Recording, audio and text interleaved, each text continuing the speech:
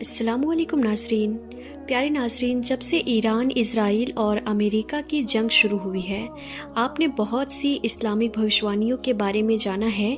हम मुसलमान अक्सर अपने दीन की निशानियों के बारे में सुनते हैं, इमाम महदी, दज्जाल, आखिरी दौर, लेकिन बहुत कम लोग ये जानने की कोशिश करते हैं कि यहूदियों की किताबों में क्या लिखा है, वो आने वाले वक्त के बारे में क्या मानते हैं और दुनिया को किस तरफ जाता हुआ देखते हैं।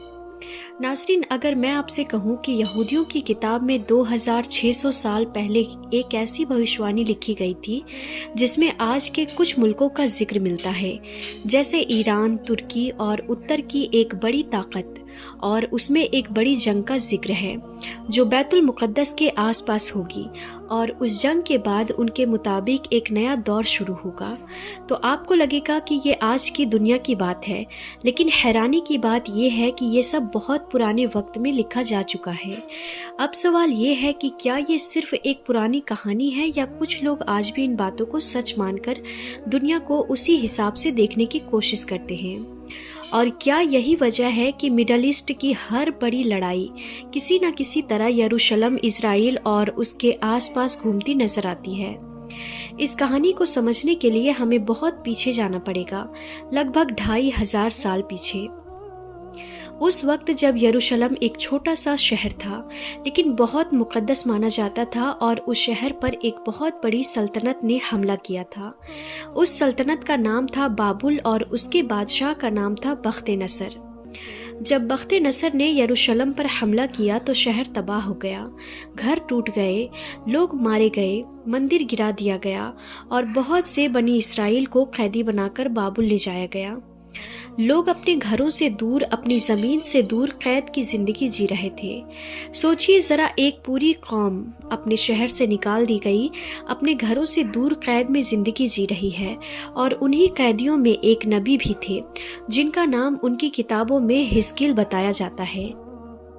अब यहाँ से कहानी दिलचस्प हो जाती है, क्योंकि उनकी किताब में एक ऐसी बात लिखी गई जो आज भी बहुत लोग पढ़ते हैं और आज की दुनिया से जोड़ने की कोशिश करते हैं। उस किताब में एक जगह लिखा है कि एक वक्त आएगा जब उत्तर की तरफ से एक बड़ी ताकत आएगी, उसके साथ कुछ और कौमें होंगी, वो सब मिलकर इज़राइल की ज़मीन की तरफ बढ़ेंगे, एक बड़ी जंग होगी और फिर अचानक एक अजीब तरीके से वो फौज तबाह हो जाएगी।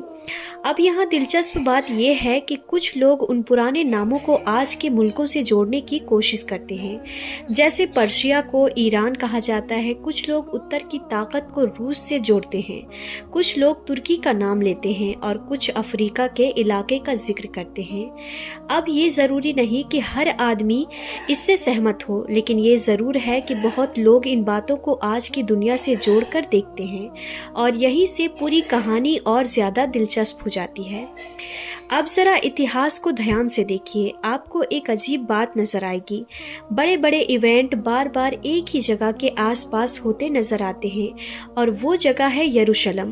पहले मंदिर गिरा, फिर कुछ सदियों बाद फिर लड़ाइयाँ शुरू हुई, फिर 70 ईस्वी में रोमनों ने हमला किया, दूसरा मंदिर भी गिरा दिया गया और यहूदियों को वहाँ से निकाल दिया गया, और फिर लगभग 2000 साल तक यहूदी दुनिया के अलग अलग हिस्सों में फैल गए।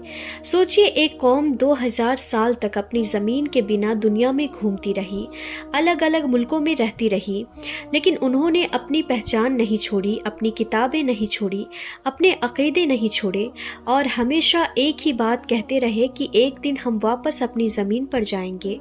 फिर धीरे धीरे दुनिया बदली, सल्तनतें बदली, नक्शे बदले, जंगें हुई, और फिर 20वीं सदी में हालात ऐसे बने कि 1948 में इज़राइल नाम का एक नया मुल्क बन गया।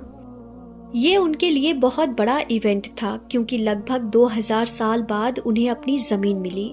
लेकिन कहानी यही ख़त्म नहीं होती, क्योंकि इसके बाद एक और बड़ा इवेंट हुआ, 1967 की जंग। 1967 की जंग में यरूशलेम का पुराना शहर भी उनके कंट्रोल में आ गया, और यहीं से एक नई बात शुरू होती है, क्योंकि कुछ धार्मिक लोग ये कहने लगे कि अब तीसरा मंदिर बनना चाहिए, थर्ड टेम्पल। अब यहाँ सबसे बड़ी बात यह है कि वे मंदिर जिस जगह बनाना चाहते हैं उसी जगह आज मस्जिद अल अक्सा मौजूद है, और यही वजह है कि ये जगह दुनिया की सबसे ज़्यादा तनाव वाली जगहों में से ایک ہے۔ اب ذرا ان سب چیزوں کو ایک ساتھ جوڑ کر دیکھیے، پرانی بھوشوانی، یروشلم کی لڑائیاں، اسرائیل کا بننا، یروشلم پر قبضہ، تیسرے مندر کی بات، تو آپ کو لگے گا کہ یہ سب الگ الگ گھٹنائیں نہیں ہیں بلکہ ایک ہی کہانی کے الگ الگ حصے ہیں۔ اب یہاں ایک بہت بڑا سوال پیدا ہوتا ہے کہ کیا دنیا میں جو کچھ ہو رہا ہے وہ صرف زمین، تیل اور سیاست کے لیے ہو رہا ہے، یا اس کے پیچھے مذہبی عقیدے، پرانی کتابیں اور بھوشیہ کی باتیں بھی کام کر رہی ہے؟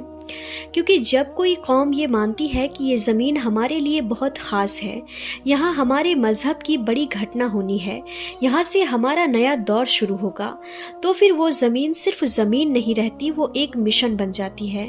اور جب کوئی چیز مشن بن جاتی ہے تو پھر لوگ اس کے لیے بہت کچھ کرنے کو تیار ہو جاتے ہیں۔ فیصلے بدلتے ہیں، دوست بدلتے ہیں، دشمن بدلتے ہیں، اور دنیا کا نقشہ بھی بدل سکتا ہے۔ اب کہانی یہی ختم نہیں ہوتی، کیونکہ اب ہمیں یہ سمجھنا ہوگا کہ تیسرے مندر کی تیاری کی بات کیوں ہوتی ہے، ریڈ گائے یعنی ریڈ ہائفر کی اتنی چرچا کیوں ہوتی ہے، اور دنیا کی کچھ طاقتیں ان باتوں کو صرف مذہبی نہیں بلکہ سیاسی نظر سے بھی کیوں دیکھتی ہے۔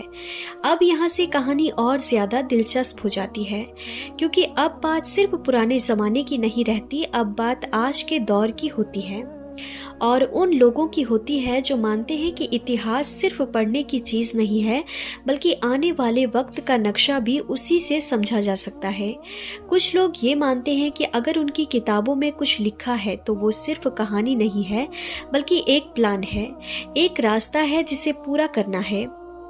اور اسی سوچ سے ایک بہت بڑا خیال پیدا ہوتا ہے جسے آج بہت لوگ زائونزم کہتے ہیں۔ اب اسے آسان طریقے سے سمجھیے۔ اس سوچ کا مقصد یہ تھا کہ دنیا بھر میں پھیلے یہودیوں کو ایک جگہ اکٹھا کیا جائے، انہیں ایک زمین دی جائے اور وہاں ان کا اپنا ملک بنایا جائے، اور دھیرے دھیرے یہ بات صرف سوچ نہیں رہی بلکہ حقیقت بنتی چلی گئی۔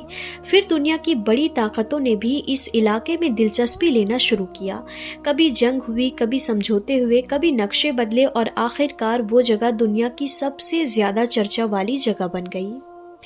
اب یہاں ایک اور چیز سمجھنا بہت ضروری ہے، تیسرے مندر کی بات، کیونکہ کچھ لوگ یہ مانتے ہیں کہ ان کا تیسرا مندر بننا بہت ضروری ہے، اور جب تک وہ مندر نہیں بنے گا تب تک ان کی کچھ بڑی باتیں پوری نہیں ہوگی۔ لیکن پریشانی وہی ہے جس جگہ پر وہ بنانا چاہتے ہیں۔ آج وہاں مسجد الاقصی موجود ہے، اور یہی وجہ ہے کہ یہ جگہ صرف ایک شہر نہیں بلکہ پوری دنیا کی نظر کا سینٹر بنی ہوئی ہے۔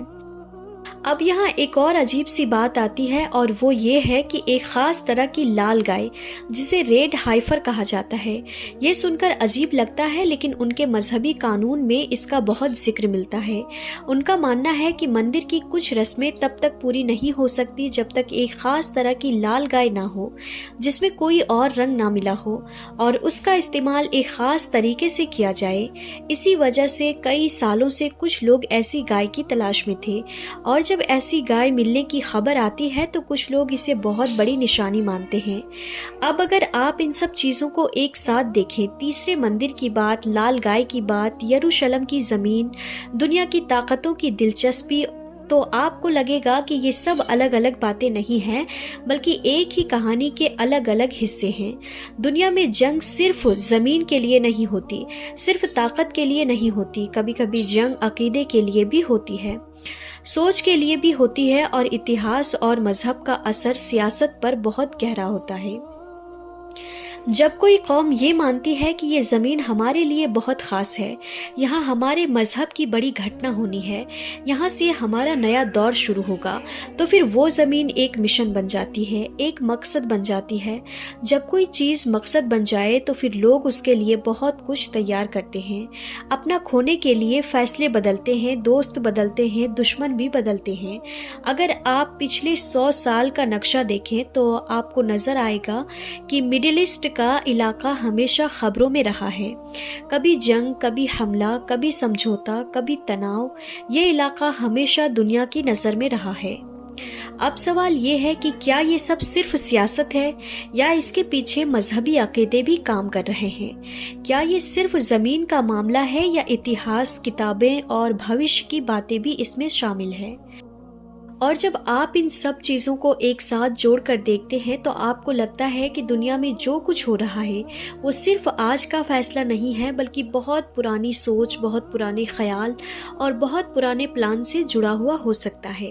یہاں سے کہانی اور زیادہ دلچسپ ہو جاتی ہے، کیونکہ اب ہمیں یہ دیکھنا ہوگا کہ ان سب باتوں کو اسلام کی باتوں سے ملا کر دیکھیں تو کیا فرق نظر آتا ہے، اور تینوں مذہب آخری دور کی بات کیسے کرتے ہیں، کیونکہ اب ہمیں یہ سمجھنا ہے کہ الگ الگ مذہب آخری دور کی بات کیسے کرتے ہیں، اور ایک ہی علاقے، ایک ہی شہر، ایک ہی زمین کو اتنا اہم کیوں مانتے ہیں۔ اگر آپ غور کریں تو یہودیت، کرسچینٹی اور اسلام تینوں میں آخری دور کی باتیں ملتی ہیں۔ تینوں ایک بڑے ٹکراؤ کی بات کرتے ہیں، تینوں ایک ایسے وقت کی بات کرتے ہیں جب دنیا کا نظام بدل جائے گا، لیکن تینوں کی کہانی الگ ہے، کردار الگ ہے اور انجام کی سمجھ بھی الگ ہے۔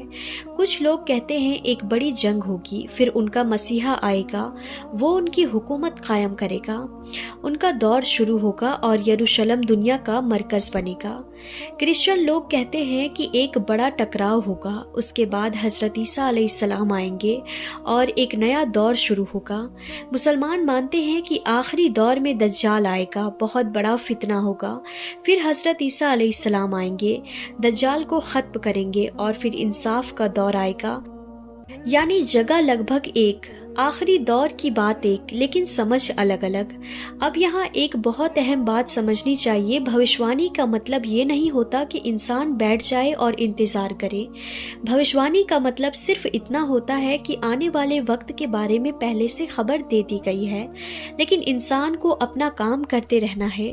اگر کوئی یہ سوچ لے کہ جو ہونا ہے ہوگا، اسی لیے ہمیں کچھ نہیں کرنا ہے، تو یہ سوچ غلط ہے، کیونکہ ہر انسان سے اس کے اپنے اعمال کا سوال ہوگا۔ دنیا میں کیا ہو رہا تھا اس کا نہیں، اس نے خود کیا کیا اس کا سوال ہوگا۔